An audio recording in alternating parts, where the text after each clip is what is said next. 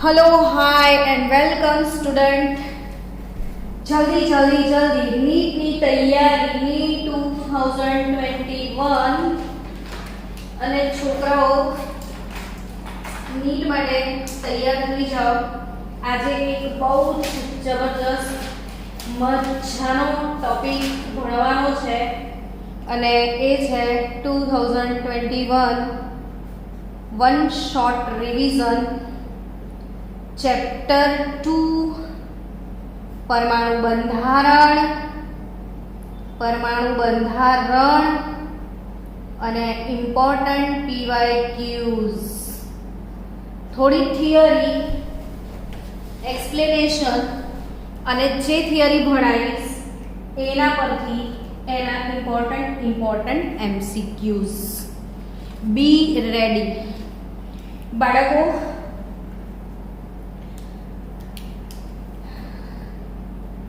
કોઈ પણ કક્ષામાં રહેલા ઇલેક્ટ્રોનની ઉર્જા અને એ પણ હાઇડ્રોજન તથા હાઇડ્રોજન જેવા એક ઇલેક્ટ્રોન ધરાવતા આયન જેમ કે હિલિયમ પ્લસ, લિથિયમ પ્લસ 2 ને બેરિલિયમ પ્લસ 3। હિલિયમનો પરમાણુ ક્રમાંક 2 છે, એક ઇલેક્ટ્રોન ગુમાવે તો એના પાસે એક જ ઇલેક્ટ્રોન વધશે। લિથિયમનો પરમાણુ ક્રમાંક 3 છે, 2 ઇલેક્ટ્રોન ગુમાવશે તો એક જ ઇલેક્ટ્રોન વધશે ને બેરિલિયમનો 3 ઇલેક્ટ્રોન ગુમાવે તો એક ઇલેક્ટ્રોન વધે। તો એવા ઇલેક્ટ્રોનની ઉર્જા શોધવાનું સૂત્ર છે -2 pi square z² m e⁴ upon n² h²। બધા જ મનમાં મેમોરાઇઝ કરી લો, આંખ બંધ કરીને fast. -2 pi square z² m e⁴ upon n² h²। એમાં માઇનસ એટલા માટે કે કેન્દ્ર ને આ બધી કક્ષાઓ, કેન્દ્રથી દૂર જાઓ તો ઉર્જા વધે। તમે બધા જ જાણો છો 1s less than 2s less than 2p। તમે આમ જેમ જેમ આગળ જાઓ તેમ ઉર્જા વધે। તો પહેલી કક્ષા કરતાં બીજી કક્ષાની ઉર્જા વધારે હોય, બીજી કરતાં ત્રીજીની વધારે હોય, ત્રીજી કરતાં ચોથીની વધારે હોય। તો કેન્દ્રથી દૂર જાઓ તો ઉર્જા વધે અને જે ઇલેક્ટ્રોન બહાર આવી જાય, આ બધું છોડીને બહાર આવી જાય એને મુક્ત ઇલેક્ટ્રોન કહેવાય ને મુક્ત ઇલેક્ટ્રોનની ઉર્જાને શૂન્ય ગણવામાં આવી છે। મુક્ત ઇલેક્ટ્રોનની ઉર્જાને શૂન્ય કહેવાય। હવે તમે આમ આવો તો ઉર્જા વધે ને આમ જાઓ તો ઘટે, પણ બહાર શૂન્ય છે અને આમ જાઓ તો ઘટે, તો શૂન્યથી ઘટે તો માઇનસમાં જ આવે ને, એટલે ઉર્જામાં ચિહ્ન ઋણ છે। એટલે અહીંયા બહાર નીકળેલો મુક્ત ઇલેક્ટ્રોનની ઉર્જા શૂન્ય ને અંદર તરફ જાઓ, આમ આવો તો ઉર્જા વધે, આમ જાઓ તો ઉર્જા ઘટે, એટલે શૂન્યથી ઘટે તો શૂન્યથી ઘટે તો ઋણ કહેવાય। હવે યાદ રાખજો, હા, ઇમ્પોર્ટન્ટ વાત છે। પાઈ 3.14 છે, ઝેડ પરમાણુનો ક્રમાંક કહેવાય, એમ ઇલેક્ટ્રોનનું દળ કહેવાય। ક્લાસમાં બેસેલા કોઈ છોકરાઓને ખબર છે એમ શું છે, ઇલેક્ટ્રોનનું દળ કેટલું છે? ફાસ્ટ આન્સર આપજો। 9.109 ગુણ્યા 10⁻31 કિલોગ્રામ, -31 કિલોગ્રામ આ ઇલેક્ટ્રોનનું દળ છે। ઈ ઇલેક્ટ્રોન પરનો વીજભાર એ છે -1.6022 ગુણ્યા 10⁻19 કુલમ્બ। n શું છે તો કે કક્ષાનો નંબર અને h શું છે તો પ્લેન્ક અચળાંક. પ્લેન્ક અચળાંક ને પ્લેન્ક અચળાંકની કિંમત બધાને ખબર હોવી જોઈએ 6.626 ગુણ્યા 10⁻34 ઘાત જૂલ ઇન્ટુ સેકન્ડ. હવે આ બધી કિંમતો આમાં મૂકી દઈએ એટલે ઉર્જાની કિંમત મળી જશે. આ તમે પાઈ મૂકી દો, ઝેડ નહીં મૂકવાનું, એમ મૂકો, ઈ મૂકો, એચ મૂકો, બધું મૂકી દો તો જવાબ આવશે 2.18 ગુણ્યા 10⁻18 જૂલ પર એટમ ને જેની કિંમત નથી મૂકી એ છે z² અપોન n² ને બાળકો આ જે કિંમત તમે લઈ આવ્યા એને રીડબર્ગનો અચળાંક કહેવાય. રીડબર્ગ અચળાંક RH. એટલે નીટ જીવાળા બાળકોને રીડબર્ગ અચળાંક RH ની કિંમત કઈ રીતે આવી એ ખબર હોવી જોઈએ. તો 2.18 ગુણ્યા 10⁻18 જૂલ પ્રતિ એટમ આ રીડબર્ગ અચળાંકની કિંમત છે. એટલે સ્ટુડન્ટ આ જે એનર્જીનો ફોર્મ્યુલા છે હવે ટૂંકો ટચ થઈ ગયો. -RH into z² upon n². હમણાં જ મોડે કરી લો, બહુ જ સરસ રીતે તૈયાર કરી લો, મનમાં આવડવો જ જોઈએ આ સૂત્ર. તો ઉર્જા, ઇલેક્ટ્રોનની ઉર્જા -RH. હવે આ RH એટલે રીડબર્ગ અચળાંક 2.18 ગુણ્યા 10⁻18 જૂલ પર એટમ કિંમત છે. તો તમને અહીંયા અવનવું લખીને આપશે એટલે તમે ગભરાઈ જશો, પણ ગભરાવાની જરૂર નથી. સમજો કે જૂલમાંથી ઇલેક્ટ્રોન વોલ્ટમાં લઈ જઈએ તો 1.6022 ઇન્ટુ 10⁻19 જૂલ હોય તો એને 1 ઇલેક્ટ્રોન વોલ્ટ કહેવામાં આવે છે. આટલા જૂલ કિંમતને 1 ઇલેક્ટ્રોન વોલ્ટ કહેવાય. તો 2.18 ગુણ્યા 10⁻18 જૂલ છે એને ઇલેક્ટ્રોન વોલ્ટમાં કન્વર્ટ કરો તો તમને એનર્જીનું નવું ફોર્મ્યુલા મળશે -13.6 z² upon n² electron volt પર એટમ. ઉપરવાળો ફોર્મ્યુલા જ છે, ડોન્ટ ગભરીફાય. આ જ ફોર્મ્યુલા છે પણ આમાં RH ની કિંમત જૂલમાં છે, આમાં ઇલેક્ટ્રોન વોલ્ટમાં છે. તો ઉર્જામાં 13.6 ઇલેક્ટ્રોન વોલ્ટ પર એટમ. હવે આ જ કિંમત મોલમાં લઈ જાઓ તો એ જ રીડબર્ગ અચળાંક બદલાઈ જશે. કિલો જૂલ પર મોલમાં એની કિંમત છે 1312 z² બાય n², પણ આ કિંમત બદલાઈ ગઈ. કિલો જૂલ પર એટમની જગ્યા પર મોલ થઈ ગઈ. આ જ કિંમત કિલો કેલરીમાં લઈએ તો -313.5 z² by n² kilo calorie પર મોલ થશે. તો ખાસ સમજવાની વાત છે બચ્ચાઓ કે આ બધા કેલ્ક્યુલેશન એકની એક જ વસ્તુ છે કે ઇલેક્ટ્રોનની ઉર્જા શોધવાનું સૂત્ર RH into z² by n². એમાં RH રીડબર્ગ અચળાંક, રીડબર્ગ અચળાંક જૂલ પર એટમમાં આટલો, ઇલેક્ટ્રોન વોલ્ટમાં 13.6, કિલો જૂલ પર મોલમાં 13 ને કિલો કેલરી પર મોલમાં 313.5. તો આ નીટજી વાળા બાળકો માટે સ્પેશિયલ વેલ્યુ છે, તમારે યાદ રાખવાની છે. ચલો, સો સ્ટુડન્ટ્સ, ઉર્જા પછી મોસ્ટ IMP સંબંધો જે યાદ રાખવાના છે એ તમને પ્રિપેર કરી દો કે તમને ઇલેક્ટ્રોનની સ્થિતિજ ઊર્જા એટલે પોટેન્શિયલ એનર્જી પૂછશે. તો પોટેન્શિયલ એનર્જી એટલે -2 ઓફ કાઇનેટિક એનર્જી ને કાઇનેટિક એનર્જી એટલે ગતિજ ઊર્જા. યાદ રાખજો, આ ફોર્મ્યુલા ભૂલતા નહીં. પોટેન્શિયલ એનર્જી એટલે સ્થિતિજ ઊર્જા, કાઇનેટિક એનર્જી એટલે ગતિ ઊર્જા ને સ્થિતિ ઊર્જા ને ગતિ ઊર્જાનો સંબંધ શું છે કે ગતિ ઊર્જાને ડબલ કરીએ તો સ્થિતિ ઊર્જા મળે. હવે આ કાઇનેટિક એનર્જી એટલે ગતિ ઊર્જા કેટલી?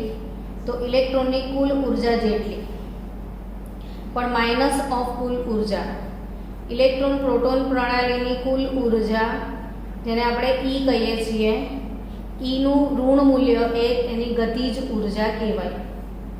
અને પોટેન્શિયલ એનર્જી બરાબર આ E એટલે -ke, ਅਤੇ -ke બરાબર E મૂકી દો તો ટોટલ એનર્જીને ડબલ કરીએ તો પોટેન્શિયલ એનર્જી મળે. ફાસ્ટ આ 3 ફોર્મ્યુલા જલ્દી નોટમાં લખી દો કે સ્થિતિજ ઊર્જા એટલે ગતિજ ઊર્જાની ડબલ, ગતિજ ઊર્જા એટલે કુલ ઊર્જાની ઓપોઝિટ ને પોટેન્શિયલ એનર્જી એટલે કુલ ઊર્જાના ડબલ.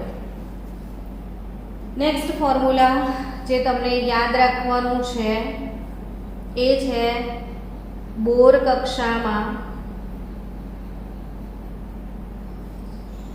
કક્ષાની ત્રિજ્યા કોઈ પણ કક્ષાની સ્પેસિફિક ત્રિજ્યા શોધવાનું સૂત્ર A0 × n²/z.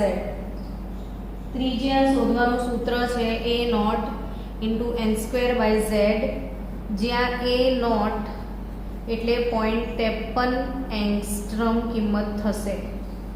A0 એટલે 0.53 એંગસ્ટ્રોમ. તો બોરની ત્રિજ્યાનું સૂત્ર, ફાસ્ટ બચ્ચાઓ સૂત્ર લખતા જાઓ નોટમાં, સૂત્ર લખતા જાઓ. ત્રીજું ફોર્મ્યુલા જ લખી રહી છું બધા, પછી તમને એ ફોર્મ્યુલા પર દાખલા ગણાવું. કોઈ પણ કક્ષામાં ફરતા ઇલેક્ટ્રોનનો વેગ v 2.18 ×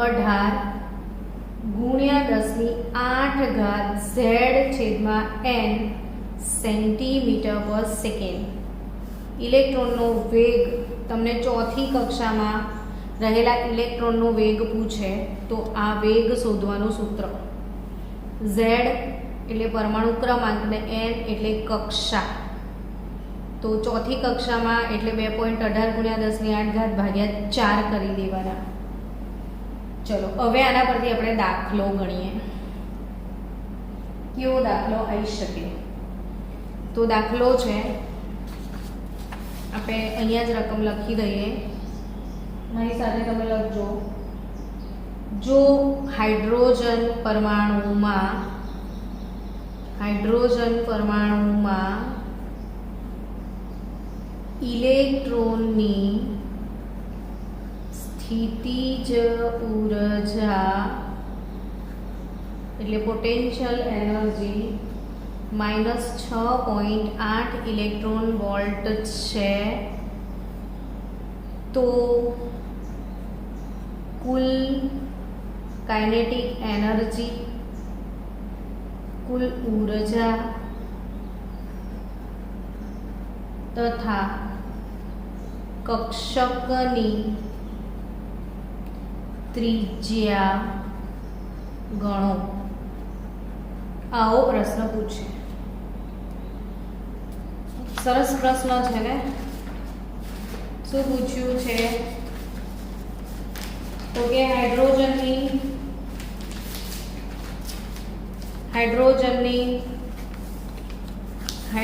પરમાણુમાં ઇલેક્ટ્રોનની સ્થિતિજ ઊર્જા આપી છે.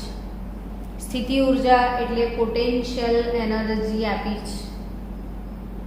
છે એ -6.8 ઇલેક્ટ્રોન વોલ્ટ આપી છે. તમને એવું કીધું છે કે કુલ ઊર્જા E શોધવાની છે. કાઇનેટિક એનર્જી કે ઈ શોધવાની છે, કક્ષકની ત્રિજ્યા આર એન શોધવાની છે, આટલી વસ્તુ શોધવાની છે. હવે જો પોટેન્શિયલ એનર્જી એને હમણાં જ મેં ફોર્મ્યુલા લખાયેલું કે -2 ઓફ કાઇનેટિક એનર્જી. તો કાઇનેટિક એનર્જી શોધવાની છે, પોટેન્શિયલ આપી છે -6.8 2 ઇન્ટુ કાઇનેટિક એનર્જી. તો kinetic energy 6.8 divided by 2 3.4 electron volt આવી તમારી. એટલે ગતિજ ઉર્જા આવી ગઈ. સ્થિતિજ ઉર્જા એટલે ગતિ ઉર્જાની બમણી. ગતિ ઉર્જાને 2 વાર ગુણી નાખો તો સ્થિતિ ઉર્જા મળી જાય. હવે આ ગતિ ઉર્જા તો કુલ ઉર્જા કેટલી? તો ગતિ ઉર્જાનું ઓપોઝિટ એટલે -3.4 ઇલેક્ટ્રોન વોલ્ટ. સમજી ગયા? એટલે આપણે કુલ એ આવી ગઈ, કુલ ઉર્જા આવી ગઈ. હવે કક્ષકની ત્રિજ્યા, તો ત્રિજ્યા ગણવાનું સૂત્ર શું છે? તો કે Rn બરાબર A0 ઇન્ટુ n²/z. A0 ની કિંમત તો 0.53 એંગસ્ટ્રોમ છે જ. n શું? કક્ષાનો નંબર. z પરમાણુનો ક્રમાંક તો એક જ છે. હવે કક્ષાનો નંબર ક્યાંથી લાવવાનો? તો કે કુલ ઉર્જા પરથી. કુલ ઉર્જા E આપી જ છે ને તમને. E શોધવાનું સૂત્ર યાદ કરો તો 13.6 ઇન્ટુ z²/n². આવું ફોર્મ્યુલા ભણ્યા હતા હમણાં. તો કુલ ઉર્જા, આ પ્રણાલીમાં કુલ ઉર્જા તમે લઈ આવ્યા -3.4 ઇલેક્ટ્રોન વોલ્ટ બરાબર આ -13.6 પરમાણુ ક્રમાંક 1 છે. તો n² બરાબર 13.6 ભાગ્યા 3.4 એટલે 4. તો n બરાબર 2. બીજી કક્ષા મળી. તો આ 0.53 n બરાબર 2 બીજી કક્ષા. તો 2 નો વર્ગ 4.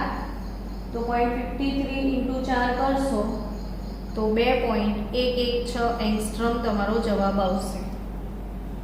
ચલો બાળકો, હું તમને એક દાખલો ગણવા આપું 5 મિનિટ માટે. હવે તમે ગણો એટલે તમને પ્રેક્ટિસ થાય કે હાઇડ્રોજન પરમાણુમાં ઇલેક્ટ્રોનની કુલ ઉર્જા આપી છે. ઇલેક્ટ્રોનની કુલ ઉર્જા -1.51 ઇલેક્ટ્રોન વોલ્ટ છે. તો કાઇનેટિક ઉર્જા, પોટેન્શિયલ ઉર્જા, કક્ષકની ત્રિજ્યા અને ઇલેક્ટ્રોનનો વેગ ગણો અને ફાસ્ટ ગણો. કેટલા લોકોને આવડે છે એ જરા આપણે જોઈએ. રકમ લખી લીધી ને? આ ફોર્મ્યુલાઝ અહીંયા મૂકું છું.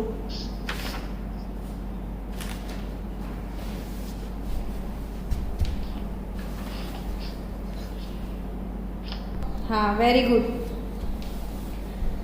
ચલો બચ્ચાઓ, બહુ જ સરસ પ્રશ્ન હતો. ઇલેક્ટ્રોનની કુલ ઉર્જા આપી છે. કુલ ઉર્જા એટલે E આપી છે -1.51 ઇલેક્ટ્રોન વોલ્ટ. હવે કુલ ઉર્જા પરથી તમારે શું લાવવાનું હતું? તો કે કાઇનેટિક એનર્જી. તો કે કાઇનેટિક એનર્જી એટલે -E એટલે 1.51 ઇલેક્ટ્રોન વોલ્ટ આવી ગઈ. ચલો ડન. હવે શું લાવવાનું હતું? Potential energy. તો કે કાઇનેટિક એનર્જીના ડબલ એટલે 2 ઇન્ટુ કાઇનેટિક એનર્જી થાય. તો 2 ઇન્ટુ 1.51 તો કેટલી આવી બોલો? 3.02 ઇલેક્ટ્રોન વોલ્ટ આવી. એટલે કાઇનેટિક એનર્જી, પોટેન્શિયલ એનર્જી આટલું થઈ ગયું. હવે કક્ષકની ત્રિજ્યા તો En બરાબર -RH into z² by n². તો En ઇલેક્ટ્રોનનું એનર્જી કેટલું છે આમાં -1.51 આ 13.6 લેવાનું. કેમ 13.6 લેવાનું? કારણ કે આ ઇલેક્ટ્રોન વોલ્ટ આપ્યું છે તો આપણે ઇલેક્ટ્રોન વોલ્ટમાં લેવાનું. પરમાણુ ક્રમાંક તો 1/n², તો n² 13/13.6 ભાગ્યા 1.51, તો તમારો શું જવાબ આવે છે?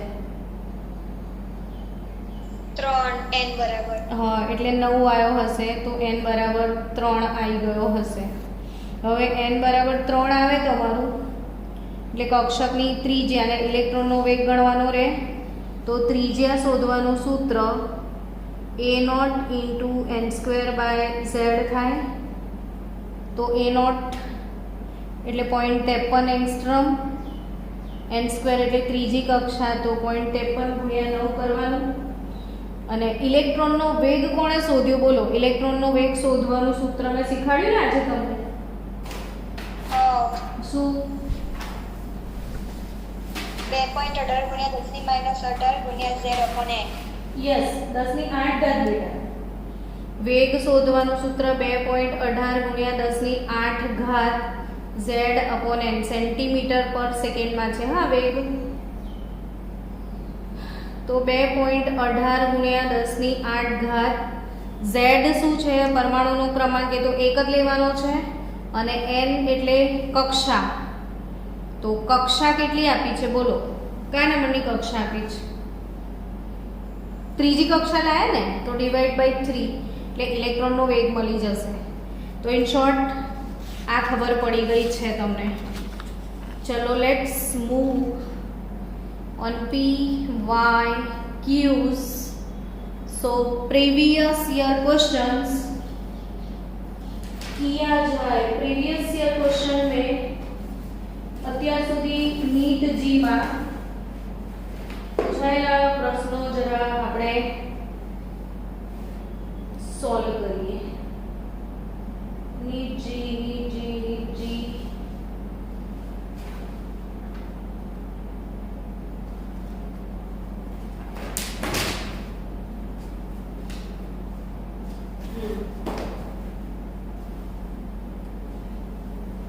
નીટ જીમાં PMT 1998 નો પ્રશ્ન છે.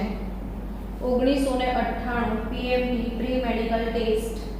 ક્વેશ્ચન છે હાઇડ્રોજન અણુની બોર કક્ષાની, હાઇડ્રોજન અણુ ના લખવું જોઈએ અને હાઇડ્રોજન પરમાણુની બોર પ્રથમ કક્ષાની ત્રિજ્યા અંદાજે 0.53 એંગસ્ટ્રોમ હોય તો પ્રથમ ઉત્તેજિત અવસ્થાની ત્રિજ્યા કેટલી? આવો પ્રશ્ન પૂછેલો છે. તમારે ખાલી એટલું જ સમજવાનું છે કે આ પ્રથમ ઉત્તેજિત અવસ્થા એટલે શું. તો હાઇડ્રોજન પરમાણુ માટે આ જે પહેલી કક્ષા છે એ એની ધરા અવસ્થા કહેવાય. હાઇડ્રોજનના પરમાણુ માટે n બરાબર 1 પહેલી કક્ષા એ એની ધરા અવસ્થા કહેવાય. હવે પહેલી કક્ષામાંથી ઇલેક્ટ્રોન કૂદકો મારીને બીજી કક્ષામાં જાય છે તો બીજી કક્ષા એ એની પ્રથમ ઉત્તેજિત અવસ્થા કહેવાય. એટલે સમજો કે હાઇડ્રોજન માટે n બરાબર 1 ધરા અવસ્થા ને પહેલાંથી કૂદકો મારીને બીજામાં જાય તો બીજી કક્ષા એટલે પ્રથમ ઉત્તેજિત અવસ્થા. અને ત્રીજી કક્ષાનું પૂછે તો એ દ્વિતીય ઉત્તેજિત અવસ્થા એવું કહેવાય. જે બાળકોને નીટમાં સારા માર્ક્સ લાવવા છે કેમેસ્ટ્રીમાં, એ બાળકો NCERT ટેક્સ્ટબુક પહેલી લાઈનથી વાંચવી પડશે અને પહેલી લાઈનથી NCERT ટેક્સ્ટબુક વાંચતા વાંચતા હું જો તમને પ્લેલિસ્ટ આપું ને મારા બધા વિડીયો તમે ચેપ્ટર વાઇઝ જોઈ નાખો તો તમને નીટ જીમાં 150 ઉપર માર્ક્સ લાવતા કોઈ રોકી શકે એમ છે જ નહીં. બધું રેડી જ છે. નીટ જી પ્લેટફોર્મ આખું મારી પાસે, તમે ખાલી માંગી લો. મારી પાસે આખા ફોલ્ડર બધું તૈયાર છે. તો આ પ્રથમ ઉત્તેજિત, હવે પ્રથમ કક્ષાની ત્રીજી આપી દીધી છે. એ પ્રથમ કક્ષાની ત્રીજે એવું આપી દે એનો મતલબ કે એ નોટ સમજવાનું. એ નોટ જે આપણે લખીએ છીએ ત્રિજ્યાના સૂત્રમાં એ પહેલી કક્ષાની ત્રિજ્યા જ છે, એટલે એ નોટ 0.53 એંગસ્ટ્રોમ થાય. તો પ્રથમ ઉત્તેજિત અવસ્થાની ત્રિજ્યા એટલે R1, પ્રથમ ઉત્તેજિત એટલે બીજી કક્ષા, તો એ નોટ ઇન્ટુ n²/z ફોર્મ્યુલા છે. તો એ નોટ 0.53 એંગસ્ટ્રોમ છે. n એટલે બીજી કક્ષા, z એટલે પરમાણુનો ક્રમાંક, તો તમારો જવાબ આવશે 2.12 એંગસ્ટ્રોમ. ચલો નેક્સ્ટ ક્વેશ્ચન. PMT 2002 PMT 2002 માં પ્રશ્ન છે હાઇડ્રોજન માટે પ્રથમ ઉત્તેજિત અવસ્થાની ઊર્જા -3.4 ઇલેક્ટ્રોન વોલ્ટ છે. તો હાઇડ્રોજન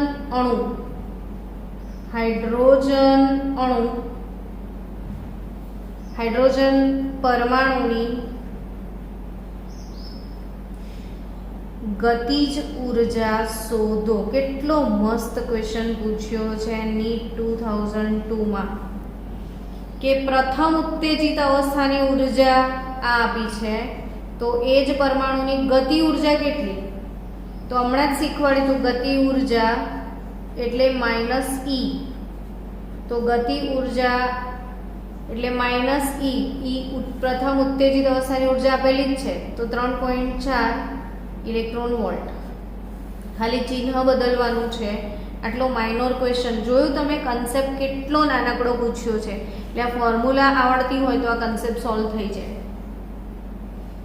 બહુ હેવી ક્વેશ્ચન ના હોય, ખાલી તમારા કન્સેપ્ટ જ ક્લિયર કરે એવા જ ક્વેશ્ચન હોય. ચલો PMT 2005 નો ક્વેશ્ચન. જો દ્વિતીય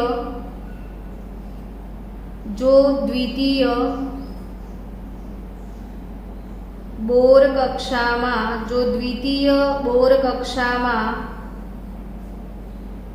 હાઇડ્રોજન પરમાણુની ઊર્જા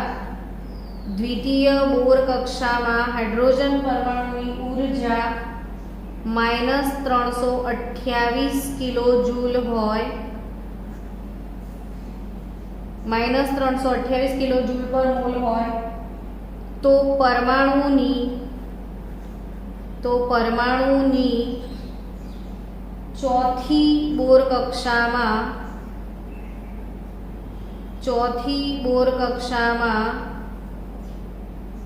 કેટલી ઊર્જા હશે?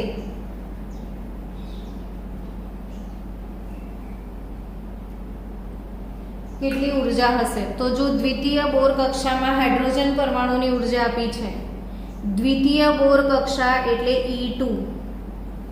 E2 એટલે ફોર્મ્યુલા માઇનસ, હવે કિલોજૂલમાં આપી છે તો આપણે RH ની કિંમત નહીં મૂકવાની, RH into Z² upon n² આવું લખવાનું. હવે E2 આપી છે -328 બરાબર RH Z² એટલે એક જ છે પરમાણુ ક્રમાંક અને n² એટલે દ્વિતીય બોર કક્ષા n બરાબર 2 એટલે 4. હવે અહીંયા કોઈ ગુણાકાર ગણતરી ભાગાકાર કશું જ નહીં કરવાનું, હમણાં એમનેમ જ રાખવાનું. એટલે 328 ગુણ્યા 4 તમારે આ પડી રહેવા દો. RS ની કિંમત 328 ગુણ્યા 4. હવે પ્રશ્ન પૂછે છે ચોથી કક્ષામાં કેટલી? તો ચોથી કક્ષા માટેનું સૂત્ર E4 થાય. E4 માઇનસ RH Z1 ચોથી કક્ષા એટલે 4 નો વર્ગ.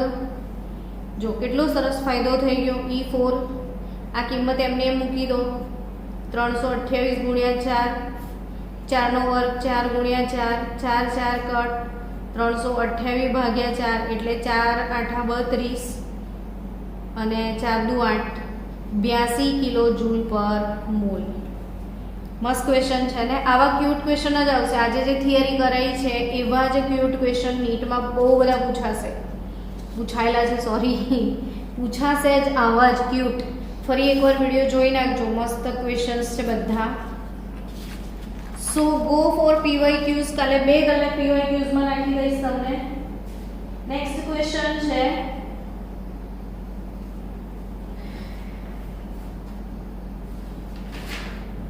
એના જેવા જ ક્વેશ્ચન જેટલા હોય એટલા પતાવી દઈએ આજે આપણે.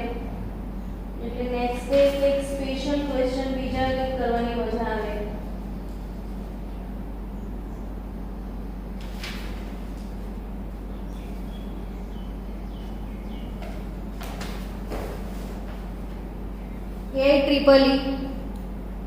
AIEEE 2007.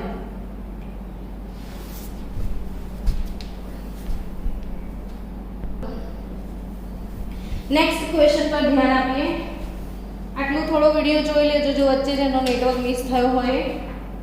AIEEE 2007 નો ક્વેશ્ચન છે હાઇડ્રોજન પરમાણુની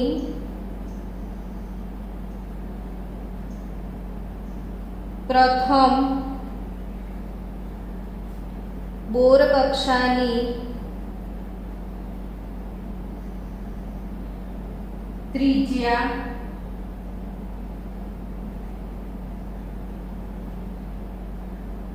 ને સમાન નીચેનામાંથી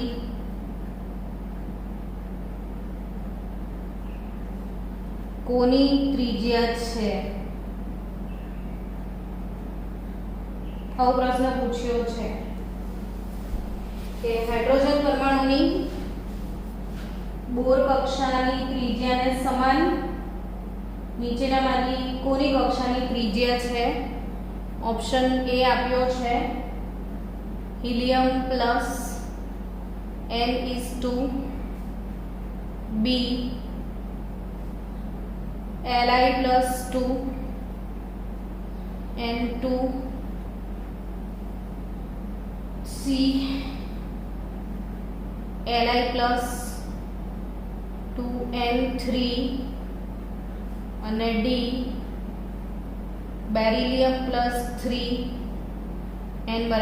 પ્રશ્નને સમજો કે હાઇડ્રોજન પરમાણુની પ્રથમ બોર કક્ષાની ત્રિજ્યા એ આટલા 4 ઓપ્શનમાંથી કોની ત્રિજ્યાને સમાન છે? આવો પ્રશ્ન પૂછેલો છે. તો એના માટે જે પણ કક્ષાની ત્રિજ્યા છે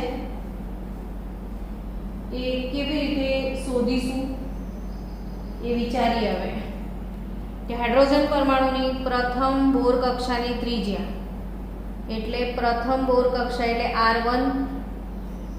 આપણે ત્રીજાનું સૂત્ર A0 × n² Z હોય. હવે Z એટલે પરમાણુ ક્રમાંક 1 ને પહેલી કક્ષા એટલે n = 1 એટલે ત્રિજ્યા R1 ફક્ત A0 જેટલી થવી જોઈએ. R1 કેટલી થવી જોઈએ? A0 જેટલી. તો આમાં કોનામાંથી A0 મળશે? તો કદાચ લિથિયમ +2 માટે વિચારી શકાય બેરિલિયમ +3 માટે વિચારી શકાય. જોઈએ ઓપ્શન. આ બધાની ત્રિજ્યા લખી નાખવાની, જો અજમાઈશ કરી દેવાની. સિમ્પલ હિસાબ છે કે આની ગણી જુઓ હિલિયમ પ્લસની બીજી કક્ષાની કીધી છે તો Rn A0, હવે આનો n² એટલે 4 અને આનો Z 2 એટલે ઓબ્વિયસલી 2A0 એટલે આ ઓપ્શન કેન્સલ. આ ઓપ્શન જોઈ લો Rn A0 n²/z n એટલે 2 નો વર્ગ 4 ને લિથિયમનો પરમાણુ ક્રમાંક 3 એટલે આ પણ ના આવે, આ ઓપ્શન પણ કેન્સલ. આ જો તો Rn A0 n² એટલે 3 નો વર્ગ 9 ને એનો પરમાણુ ક્રમાંક લિથિયમનો કેટલો 3 એટલે 3A0, આ પણ ના આવે. તો આ જો બેરિલિયમનું ને બેરિલિયમનું એ Rn A0 n² એટલે 2 નો વર્ગ 4 અને બેરિલિયમનો પરમાણુ ક્રમાંક Z બરાબર 4 એટલે A0 આવી ગયું એટલે ઓપ્શન ડી આવશે, બેરિલિયમ +3. તો આ ટાઈપનો પ્રશ્ન આ રીતે ક્રેક કરવાનો કે હાઇડ્રોજન પરમાણુની પ્રથમ બોર કક્ષાની ત્રિજ્યા આટલી છે તો આટલો જવાબ આ 4 માંથી કોનો, તો 4 ની ત્રિજ્યા શોધી કાઢવાની જેનો જવાબ A0 આવે એ આ ટાઈપનો પ્રશ્ન પણ આવશે. સરસ ક્વેશ્ચન હતો એ. ચલો હજી બીજા જેટલા પ્રશ્ન આપણને ત્રિજ્યાના હોય એ આપણે સોલ્વ કરી લઈએ. ચલો એક બીજો મસ્ત ક્વેશ્ચન છે AIEEE 2010 નો ક્વેશ્ચન છે. AIEEE 2010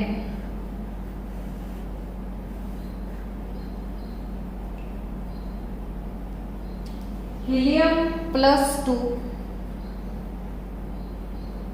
ની આયનીકરણ ઊર્જા આપી છે.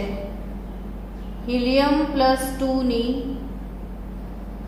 આયનીકરણ ઊર્જા આપી દીધી છે 19.6 ગુણ્યા 10⁻8 જૂલ છે. તો Li+2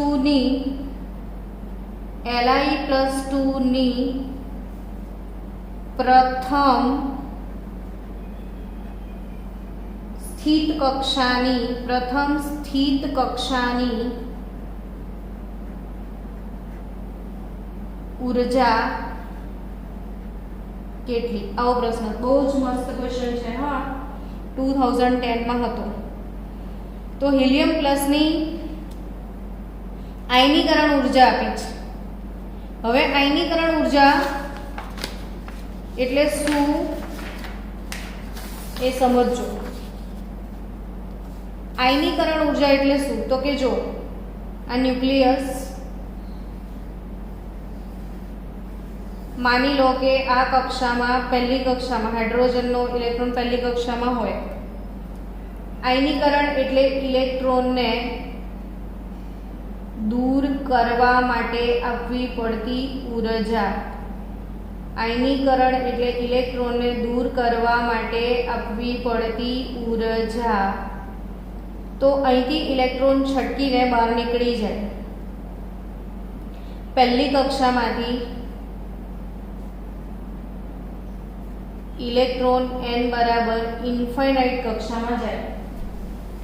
પહેલી કક્ષામાંથી ઇલેક્ટ્રોન ક્યાં જાય? n બરાબર ઇન્ફાઇનાઇટ કક્ષામાં. તો અહીં પહેલી કક્ષામાંથી અનંત કક્ષામાં ઇલેક્ટ્રોન લઈ જવાનો છે. તો એના માટે આપવી પડતી ઊર્જાનું સૂત્ર ડેલ્ટા E. જ્યારે પણ કોઈ ઇલેક્ટ્રોન એક કક્ષામાંથી બીજી કક્ષામાં સંક્રમણ કરે તો આ સૂત્ર વપરાય RH × Z² 1/ni² -1/nf². આ સૂત્ર વપરાય. હવે આપણો ઇલેક્ટ્રોન Z પરમાણુ ક્રમાંક 1 સોરી હિલિયમ પ્લસ પૂછ્યું છે ને, તો હિલિયમ પ્લસ ની આયનીકરણ ઉર્જા આપી છે. હિલિયમનો પરમાણુ ક્રમાંક Z 1 નહીં થાય, 2 છે એટલે 2 નો વર્ગ 4 થશે. 1/ni² એટલે 1/1² અને nf એટલે અનંત કક્ષા એટલે ઇન્ફાઇનાઇટ. ઇલેક્ટ્રોન પહેલી કક્ષામાંથી ક્યાં ગયો ખબર નથી એટલે એને અનંત કક્ષા કહેવાય. હવે 1/ અનંત કક્ષા એટલે 1/ઇન્ફાઇનાઇટ નો મતલબ 0 એટલે આટલું જ બચ્યું 1 એટલે RH × 4 એની આયનીકરણ ઉર્જા આપેલી છે 19.6 × 10⁻8 જૂલ. એટલે તમને RH ની કિંમત મળી ગઈ 19.6 × 10⁻8 ભાગ્યા 4. અત્યારે ગુણાકાર ભાગાકાર કરવો નહીં. હવે લિથિયમ +2 ની પ્રથમ સ્થિત કક્ષાની ઉર્જા પૂછી છે, તો Li+ ની પ્રથમ કક્ષાની ઉર્જા એટલે E1 થાય ને પ્રથમ સ્થિત કક્ષાની ઉર્જા એટલે RH × Z² n². પહેલી કક્ષા RH એનો પરમાણુ ક્રમાંક લિથિયમનો 3 નો વર્ગ અને કક્ષા પહેલી એટલે n બરાબર 1. હવે RH ની આ કિંમત અહીં મૂકી દો તો 19.6 × 10⁻8 ભાગ્યા 4 ગુણ્યા 3 નો વર્ગ 9 એટલે 19.6 ગુણ્યા 9 ભાગ્યા 4 તમારો જવાબ આવશે 4.41 ગુણ્યા 10⁻17 જૂલ. તો એક બહુ જ મસ્ત ક્વેશ્ચન થયો. આવા બીજા ક્યુટ ક્વેશ્ચન કાલે તમને કરાવીશ હજી પણ. તો કાલે આપણે બધા સીધા કેટલા વાગે બેસી જઈશું? 4 વાગે. તો 2 કલાક થોડા વધારે ક્વેશ્ચન થઈ જાય. તો મળીએ આવતીકાલે. Bye bye.